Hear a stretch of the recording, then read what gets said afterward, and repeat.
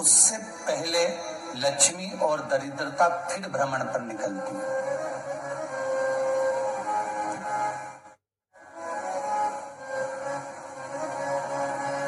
शिव भ्रमण कर कर जब वापिस आ जाते हैं, हिंदू धर्म में पीपल के वृक्ष की जो गणना वराह पुराण में करी गई है, 4 बजे से 7 बजे तक शिव के भ्रमण का समय बताया है शाम को। तो 7 बजे से लेकर फिर रात्रि 9 बजे तक लक्ष्मी और दरिद्रता फिर भ्रमण पर जाती है। इनका एक समय निश्चित है महाराज।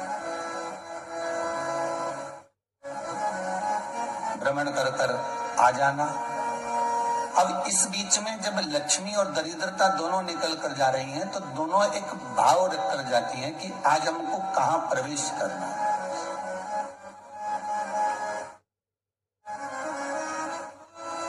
आज हमें किस जगह पर प्रवेश करना है, आज हमें कहां पहुंचना है, आज हमें किस जगह जाना है। और जिस नगर में जिस मार्ग से लक्ष्मी और दरिद्रता निकल कर जाती है, ये दोनों का जब निकलना होता है, इनको स्थान दिया गया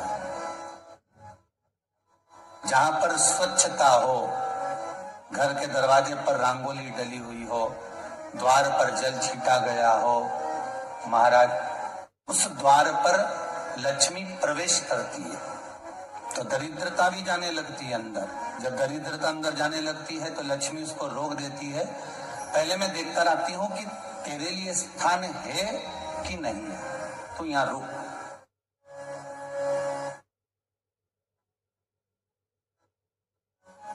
कुछ देर तक दरिद्रता बाहर खड़ी रहती है और लक्ष्मी जी की बड़ी बहन जब दरिद्रता बार बार अंदर जाने का प्रयास करती है तो लक्ष्मी जी कहती है, जीजी तू इतनी बड़ी होकर तुझे मालूम है तू तेरा सम्मान होना चाहिए, आदर होना चाहिए, और तू अंदर चली जा और कोई तेरा सम्मान ना करे तो कितना बुरा लगेगा, इसलिए तू बाहर खड़ी है। मैं अभी आई, अंदर जाती है। और जब लक्ष्मी जी भ्रमण कर लेती हैं, अंदर प्रवेश कर कर आती हैं, और प्रवेश कर कर आती हैं तो दरिद्रता पूछती है चले अंदर। तो लक्ष्मी जी कहती हैं, तुझे मालूम नहीं है क्या जीजी कि जिस घर में मैं प्रवेश कर जाती हूँ उस घर में फिर दरिद्रता नहीं जा सकती, क्योंकि ये तेरा वचन था, ये तेरा वचन था। अपन दोनों का जब मंगल विवाह हुआ था, मेरा विवाह जब नारायण के साथ में हुआ और तुम्हारा विवाह जब दुसाह मुनि के साथ हुआ, दरिद्रता का विवाह दुसाह मुनि के साथ हुआ। जब अपना दोनों का विवाह हुआ था तो अपन दोनों ने एक वादा करा था कि जिस घर में लक्ष्मी प्रवेश कर जाएगी उस दिन फिर दरिद्रता नहीं जाएगी, और जिस घर में दरिद्रता प्रवेश कर जाएगी उस घर में फिर लक्ष्मी नहीं जाएगी।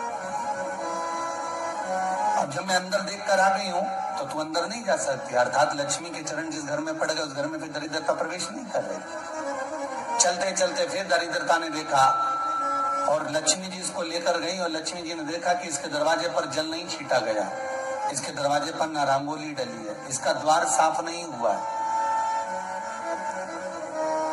इसके द्वार पर दीप नहीं है, इसके द्वार पर कलश नहीं है, इसके दरवाजे पर ढेर सारा कचरा पड़ा हुआ है, कोई श्वान कोई कुत्ता गंदगी भी कर कर चला गया है, कहीं बिल्ली ने गंदगी कर रखी है, कहीं जीवों ने कुछ गंदा गिरा रखा है।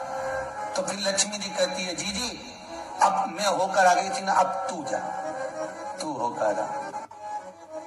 और दरिद्रता प्रवेश करती है तो अंदर जाकर क्या देखती है दरिद्रता कि इतनी सवेरे से मैं घूमने इनके दरवाजे पर आई और ये तो सब चादर तान के चकाचक गुर्राटा भर भर कर सो रहे हैं। सवेरे से मैं घूमने इनके दरवाजे पर आई और ये तो सब चादर तान के चकाचक गुर्राटा भर भर कर सो रहे हैं। तो दरिद्रता कह देती है, तुम्हारा भाग्य ही बेकार है, तो मैं क्या करूं, तुम ऐसे ही सोते रहो। और दरिद्रता गुस्से में बाहर निकल कर आती है, लक्ष्मी से कहती है, लक्ष्मी तू इसके घर में जाना ही मत ही।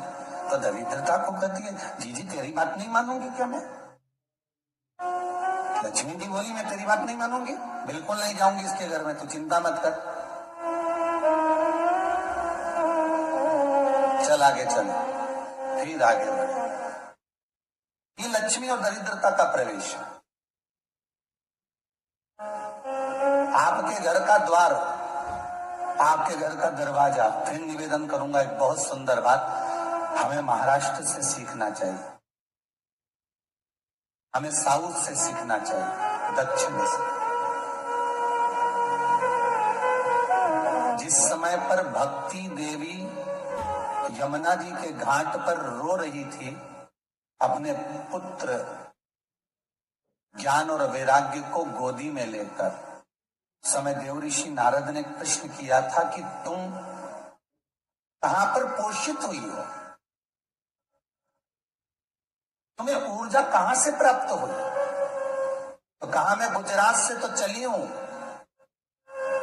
और वहां से चलती चलती भक्ति देवी कहती है मैं बहुत दुखी होकर, बूढ़ी होकर, द्रवित होकर, बड़ी दुख में वहां से चलते चलते जब मैं महाराष्ट्र में पहुंची तो मैंने वहां जाकर देखा कि वहां पर लोग हर पल हर घड़ी ब्रह्म मुहूर्त में उठकर स्मरण करते हैं, नाम जाप करते हैं और दरवाजे पर जल छीट कर रंगोली डालते हैं। तो कह रही है कि वहां पर मैं थोड़ी अवस्थावान होने लगी, वहां मुझे अच्छा लगने लगा। फिर जब मैं और आगे पढ़ी, दक्षिण में जब पहुंची, वहां पर जाकर मैंने देखा कि सुबह से उठकर मंगलाचरण, मंगला स्तोत्र और वेदों की ध्वनि होने लगी। वहां पर मैं और आनंदित हो गई।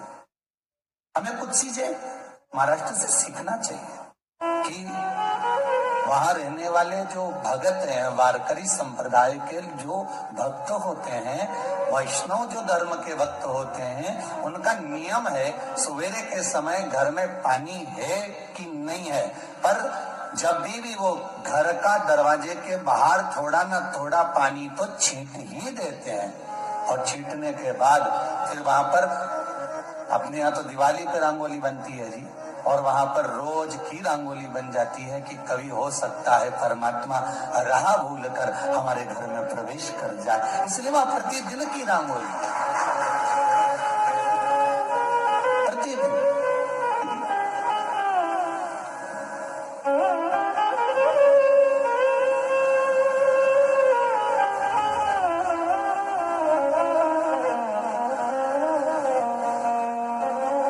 हमें सीखना चाहिए थोड़ा सा। आज के जमाने में तो बहू अपने कमरे की झाड़ू लगा ले, वो भी बहुत बड़ी बात है। हो खड़ी खड़ी बहू ये देखती रहेगी कि नौकरानी सही से झाड़ू लगा दे, वहां से लगा के लाओ, इधर से हट के ले जाओ, वहां से कचरा सोरो, वहां से पोछा लगाओ। खड़ी रहेगी, उंगली से बताती रहेगी, पर इतना नहीं बनेगा कि सेविका से, नौकरानी से, दासी से कह दे कि तू मम्मी पापा के कमरे की लगा ले, मैं मेरे कमरे की लगा लूंगी, तू जा उधर। थोड़ा दया का भाव अगर होता तो उसके मन में भी आता कि मेरी बड़ी सेठानी तो अपनी जगह पर है, पर छोटी तो सेठानी की भी बड़ी सेठानी है जो मुझ पर करुणा करती रहती है। पर बड़ी तो कहे कि बेटा रहने दे, तू उधर ले जा, जब भाभी के कमरे में देख ले जा, उसके बच्चों का बड़ा फैलारा रहता ना, तो उधर देख ले जा, तो जरा उधर, माँ उधर भेज रही है।